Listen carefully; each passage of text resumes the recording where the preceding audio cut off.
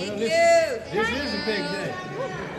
This is a big day. Y'all, thank you for coming to our beautiful historic State House. I want to welcome everyone here on behalf of all of us, all of you.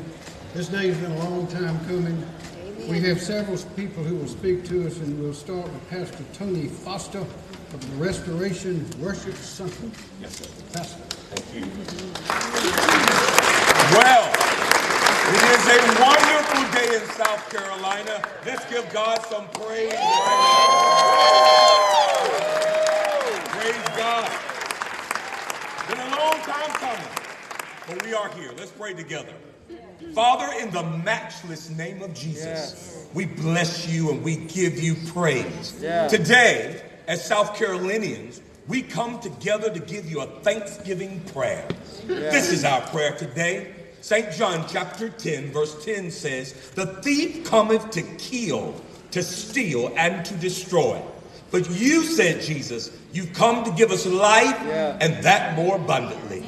Thank you today for the prayers of the believers. Thank you today, Father, for all the work of the representatives and the senators in South Carolina. We declare that we are pro-life state in Jesus' name. Father, thank you so much. In Jesus' name, amen. Amen.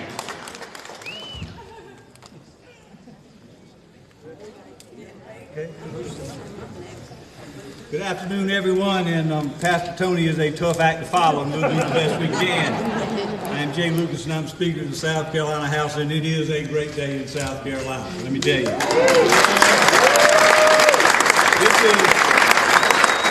This is a tremendous accomplishment for our state. Pastor spoke about senators and the representatives. I think we need to talk about some other folks who were influential in helping getting this bill across the finish line. Without their unwavering and relentless devotion to pro-life, the pro-life community pushed and stayed behind the House and the Senate until this got done. And I want to give a shout out to them, the South Carolina Citizens for Life, Palmetto Family Council, the Baptist Convention, Catholic Diocese, last but not least, the South Carolina GOP, and all of you who had anything to do with lobbying or talking to your House and Senate members about getting this bill passed. Give yourself a hand.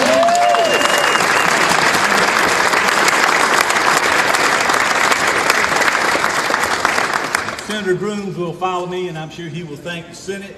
I must, as Speaker of the House, and I am obligated to acknowledge the South Carolina House members that are standing here behind me. Would you guys in the House raise your hand? Everybody.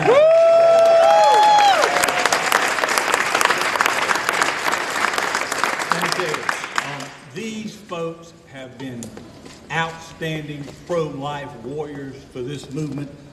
We do thank the Senate for taking this bill up this year, but as we all know, Representative McCravy, who has been influential for 4 years, bird dogging this bill.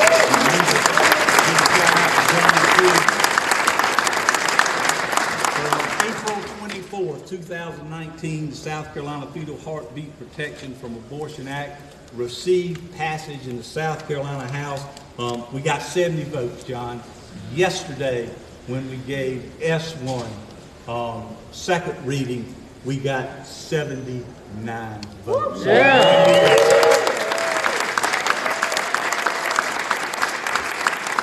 In 1 year, we picked up 9 votes. Listen, I would be derelict in my duty to thank not only my Republican colleagues, but our Democratic colleagues who supported this bill. Yep. Pro-life is not a partisan effort, it is a bipartisan effort. And I think we showed that.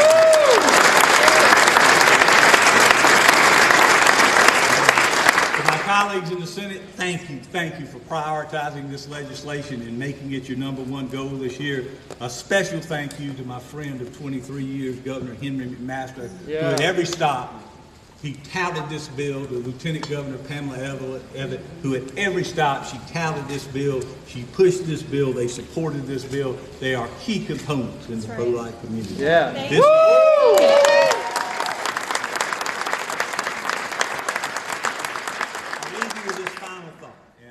I always like to think about the Declaration of Independence, the founding documents of our nation, and it includes certain inalienable rights: life, liberty, and the pursuit of happiness. But I can tell you that the right to life is the first mention, and it's the most sacred.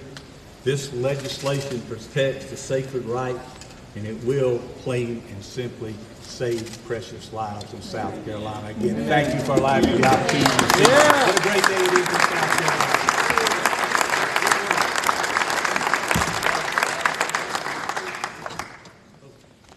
Excuse me, to all the House members, as soon as everybody talks, we got to go to work.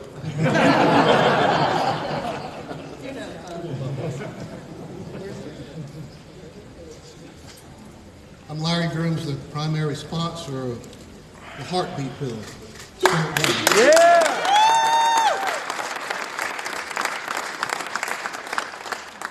It's been a long road to get here.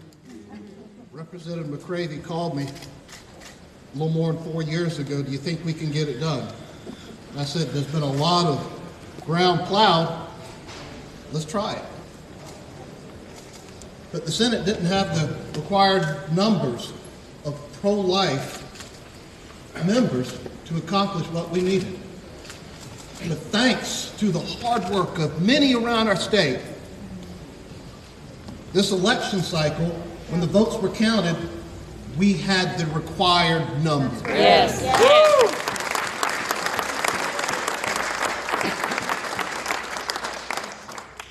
500,000 little boys and girls have lost their lives in South Carolina since 1970.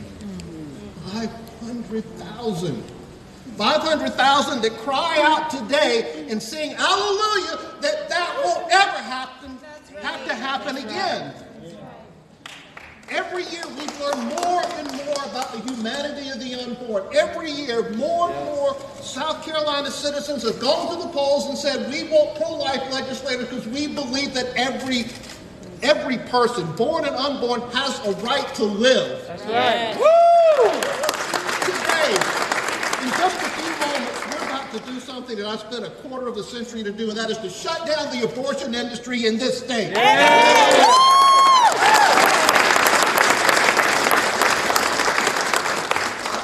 As you've seen, the South Carolina Senate is still in session.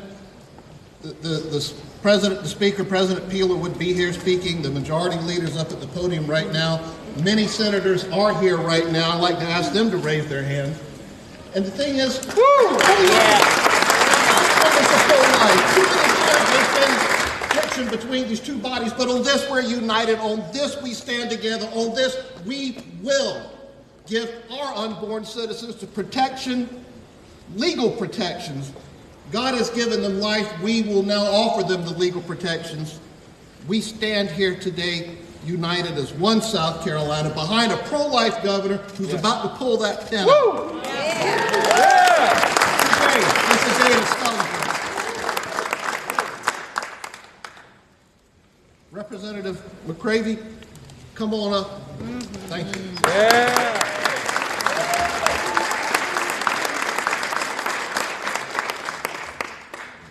You know, I'm humbled today as I look around and I think about the team effort that it took to accomplish this.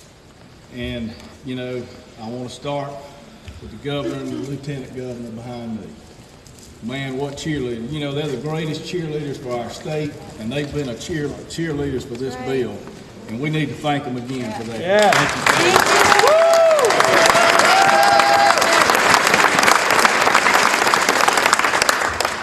Speaker Jay Lucas, who spoke a minute ago, he ushered this bill through, and he did things I can only dream of knowing about. And he got it done. And so we need to thank him as well. Davey Hyatt, the Family Caucus. If there's any members here of the Family Caucus, raise your hand. Yeah.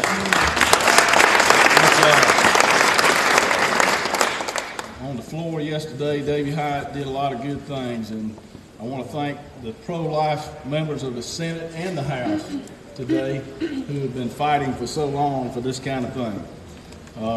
Also, the faith-based organizations. You know, the Speaker mentioned you, and we've also had conservative radio talk show hosts we've had all kind of people promoting this bill and promoting pro-life in our state. But you know, most importantly, I think about the pastors, the Sunday school classes, the citizens of this state who have been praying for this time. We heard your voice. We heard your voice here. And I think God heard your voice. Yes. And so the message we are sending today is that South Carolina stands for life. Yeah. Yeah.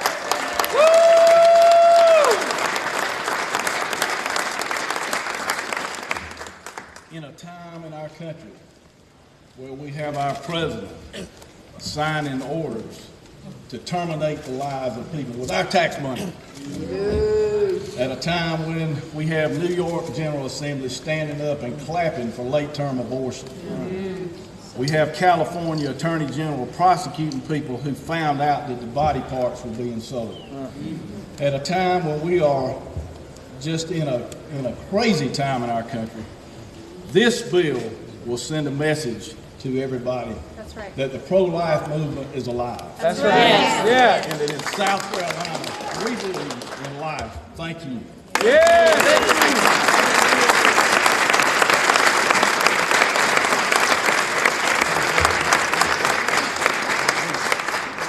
And I'm privileged to introduce Lisa Van Riper, who has worked so hard and so long, along with the Citizens for Life, to say a few words now. Thank you.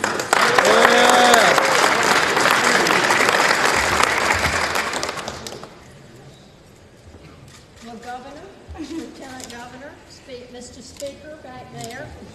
Well, I was going to say Majority Leader, but he's not there anymore. But anyway, to the members of the House and the Senate, the Attorney General, we have other elected officials here today. I know Secretary Hammond is here. And it is just a joy to be here. And I need to just recognize Congressman Joe Wilson. Joe, come here.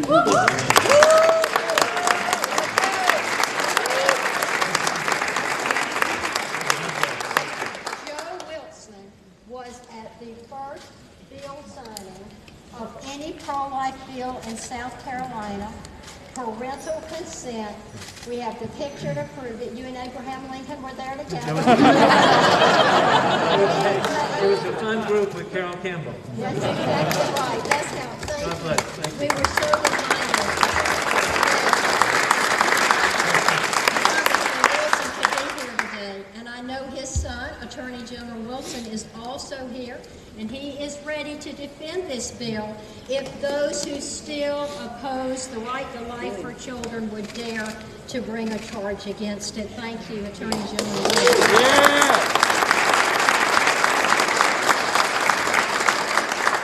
This is a great day in South Carolina. That's right. It's what we are all about. Yeah. It goes to our foundational values here in this state, as our governor and our lieutenant governor so often talk about. Being the people we are, the culture that we are. This is a historic day.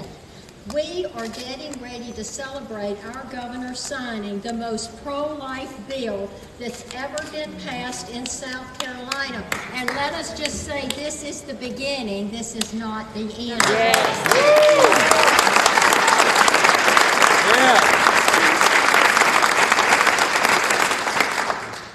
For those of you who may be a little new coming to the party, you might not be quite as tenured as Congressman Wilson over here. You may not realize the significance of what is being done today.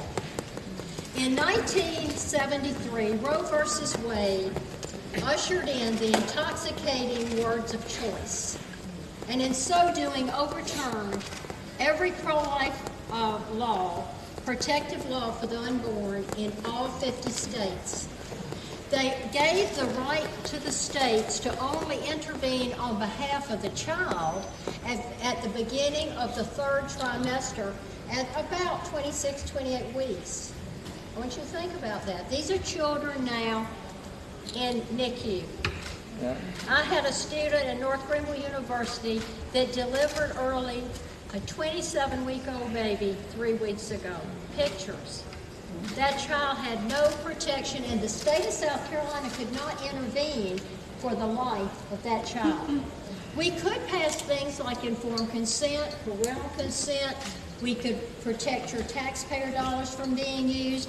And the folks that stand here today, many of them did all of the above.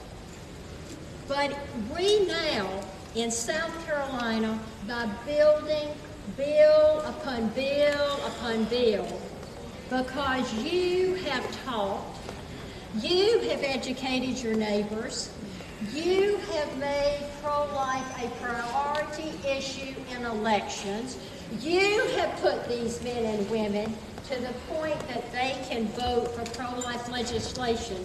Because of 16 pro-life pieces of legislation that have been built by you and by these men and women, we stand today where we in South Carolina have moved the goalpost.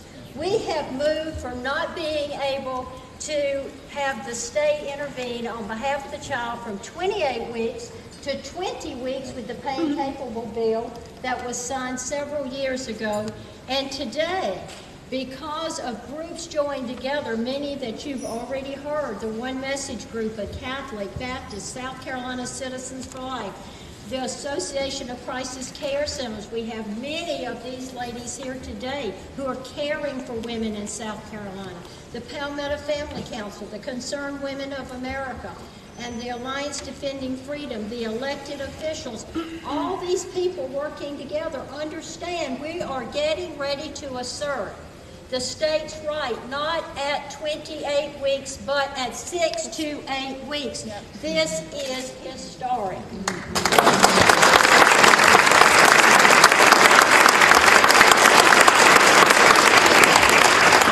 I'm only one face in front of you, and I've had very little to do with it. I'm just one vote like everybody else. But when all people come together, great things can be done. That's unity. Unity around the truth of life. Unity around the objective standard of the heartbeat.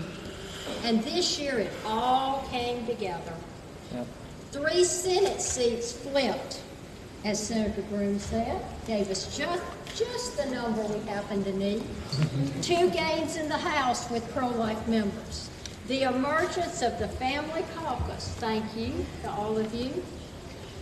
Outstanding and committed leadership in both the Senate and in the House. It's been a pleasure to work with all of you, the bill sponsors, the Speaker, the Majority Leader, the President of the Senate.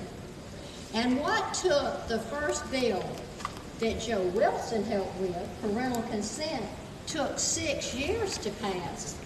S1 started in the Senate this year because of you, took 6 weeks to pass.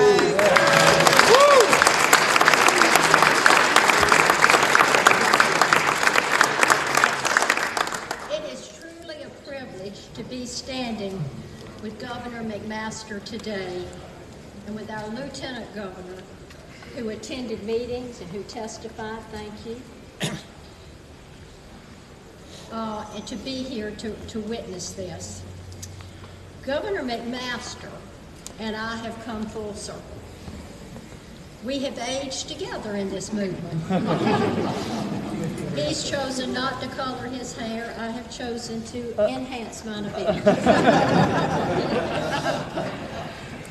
You may not remember this, Governor, but you were the first candidate I ever sought an endorsement from the National Right to Life Committee. I had just entered the movement, and now Governor McMaster was running for Lieutenant Governor in a Republican primary against a pro-choice woman. Now, normally I'd have voted for the woman because I was a feminist at the time, but I was pro-life first. That was bigger to me than identity politics. And so, as a woman who refused not to give the right to life to her own unborn sisters, I called the National Right to Life Committee and I said, we got to win this one. The Republican Party, the direction it goes in between life and death is hanging in the balance in this election. We've got to win this primary. Will you come down and help? And we had a dinner at my house. I don't think I cooked it, I'm sure. But anyway, I fed you. That's what counts. And at the end of the evening, he had the endorsement, he had some money, and we had a plan with South Carolina Citizens for Life, and Henry won the primary. He went on to become the party chair for the Republican Party. He went on to become the Attorney General. He went on to become the Lieutenant Governor, and now is Governor. And I know we've been on this journey a long time, and what a privilege. I thank God that He's brought Henry and me full circle. Yeah. And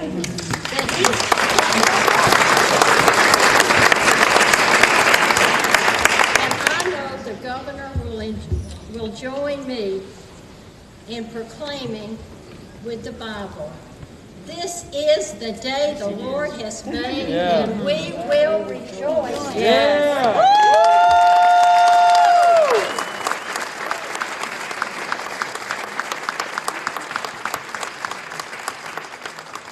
Well, I know we're a little slow getting started, and appreciate everybody coming and everybody staying. This is a great day. It's a happy day. There are a lot of happy hearts beating right now all across South Carolina. As we promote South Carolina for tourism, we have some sayings. One of them is beautiful places, smiling faces. Now, we can't see all the smiles right now, but everybody in this room and everybody, I think, watching us is smiling happily for South Carolina. And we have a new spokesman, Darius Rucker, and he has an expression he uses, and he says, "Come see why I love this place." So this is one reason. What you see today, all these people, these smiles, these people who worked so hard for so long to get this very important step taken, are the reason, are the kind of people that present South Carolina to the world as being an exceptional place. So I say to everyone, come see why we love this place, why we love each other, and why South Carolina is going straight to the top. That's right. As mentioned earlier, I got to say, there's a lot of leaders, so many leaders in this effort that are not here today.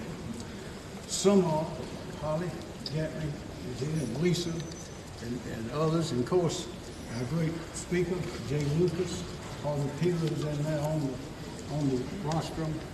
But just recently, Nitro in the form of Larry Grooms and Glisten in the form of Jonathan Craven joined up to add extra combustion, and here we are today with the bill to sign. A couple of points. The Declaration of Independence, as the speaker mentioned, refers to life, liberty, and the pursuit of happiness. The first of these is life, an inalienable right. In the United States, it says, "We, the people of the United States," and it goes on, "to secure the blessings of liberty to ourselves and our posterity, do ordain and establish this Constitution of the United States." Our Constitution in South Carolina contains similar words. It says, "We, the people of the state of South Carolina and convention assembled, grateful to God for our liberties, do ordain and establish this Constitution for the preservation and perpetuation of the same." So what we are doing here today is recognized repeatedly in our founding documents. That's right. They've stood the test of time. Many of us here and outside in in civilian and military life take an oath.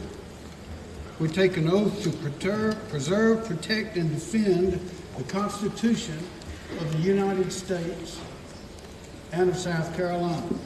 To preserve, protect, and defend those documents which are there to preserve and protect and defend our liberty and our life. Yeah.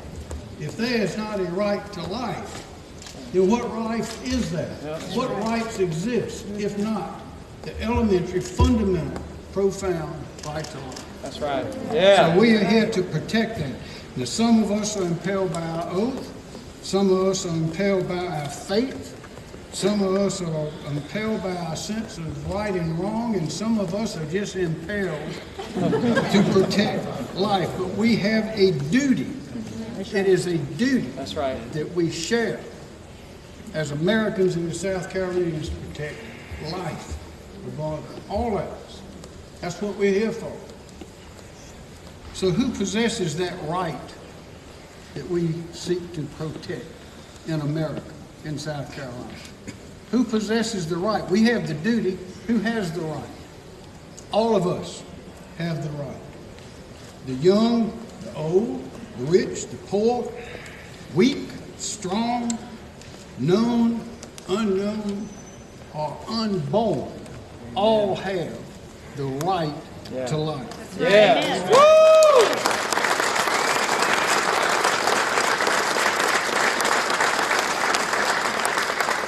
Ladies and gentlemen, this step we take today is long in coming and monumental in consequence. But our battles are not over. Yet I believe that the dawn of victory is upon us. I ask the citizens and I ask the General Assembly to send me a bill, send me the heartbeat bill, and I would sign it. And you have, and now I will. Yeah.